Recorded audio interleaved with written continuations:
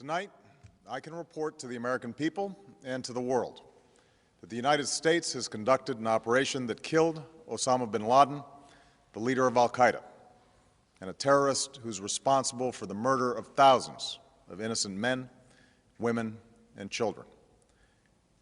It was nearly 10 years ago that a bright September day was darkened by the worst attack on the American people in our history.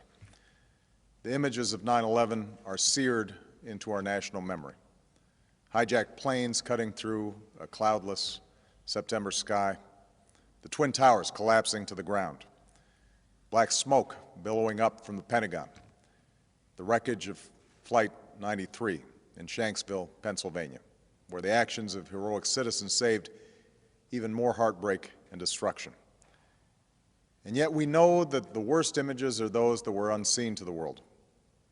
The empty seat at the dinner table, children who were forced to grow up without their mother or their father, parents who would never know the feeling of their child's embrace, nearly 3,000 citizens taken from us, leaving a gaping hole in our hearts. On September 11th, 2001, in our time of grief, the American people came together. We offered our neighbors a hand, and we offered the wounded our blood. We reaffirmed our ties to each other and our love of community and country. On that day, no matter where we came from, what God we prayed to, or what race or ethnicity we were united as one American family.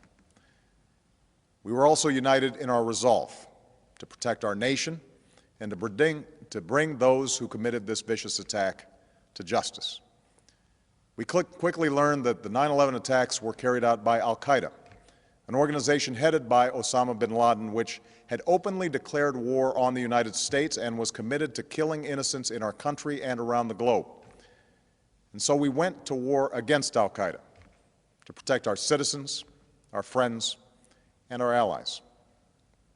Over the last 10 years, thanks to the tireless and heroic work of our military and our counterterrorism professionals, we've made great strides in that effort. We've disrupted terrorist attacks and strengthened our homeland defense. In Afghanistan, we removed the Taliban government, which had given bin Laden and al-Qaeda safe haven and support. And around the globe, we worked with our friends and allies to capture or kill scores of al-Qaeda terrorists, including several who were a part of the 9/11 plot. Yet Osama bin Laden avoided capture and escaped across the Afghan border into Pakistan. Meanwhile, al-Qaeda continued to operate from along that border and operate through its affiliates across the world.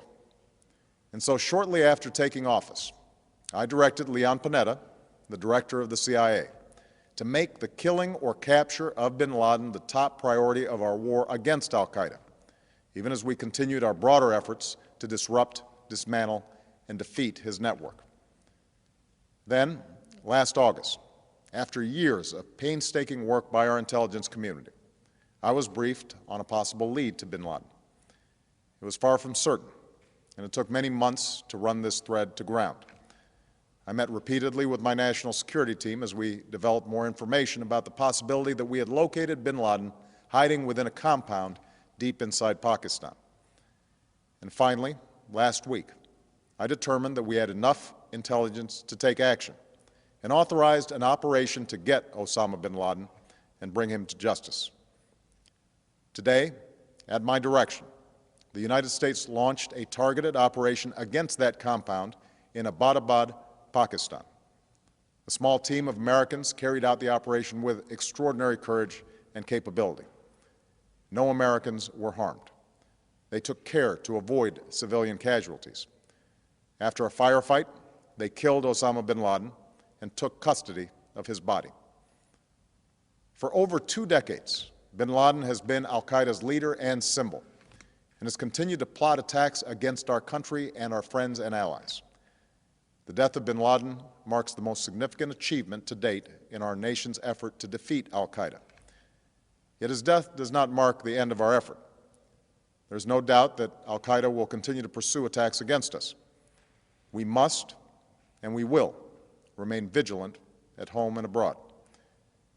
As we do, we must also reaffirm that the United States is not and never will be at war with Islam. I've made clear, just as President Bush did shortly after 9/11, that our war is not against Islam. Bin Laden was not a Muslim leader. He was a mass murderer of Muslims.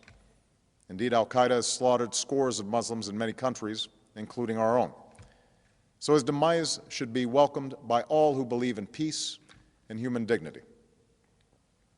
Over the years, I've repeatedly made clear that we would take action within Pakistan if we knew where bin Laden was.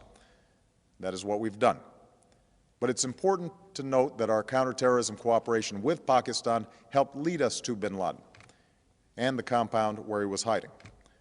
Indeed, bin Laden had declared war against Pakistan as well and ordered attacks against the Pakistani people. Tonight, I called President Zardari, and my team has also spoken with their Pakistani counterparts. They agree that this is a good and historic day for both of our nations. And going forward, it is essential that Pakistan continue to join us in the fight against al-Qaeda and its affiliates. The American people did not choose this fight. It came to our shores and started with the senseless slaughter of our citizens. After nearly 10 years of service, struggle, and sacrifice, we know well the costs of war. These efforts weigh on me every time I, as Commander-in-Chief, have to sign a letter to a family that has lost a loved one, or look into the eyes of a service member who's been gravely wounded. So Americans understand the costs of war. Yet, as a country, we will never tolerate our security being threatened, nor stand idly by when our people have been killed. We will be relentless in defense of our citizens and our friends and allies. We will be true to the values that make us who we are. And on nights like this one, we can say to those families who have lost loved ones to al-Qaeda's terror, justice has been done. Tonight, we give thanks to the countless intelligence and counterterrorism professionals who've worked tirelessly to achieve this outcome.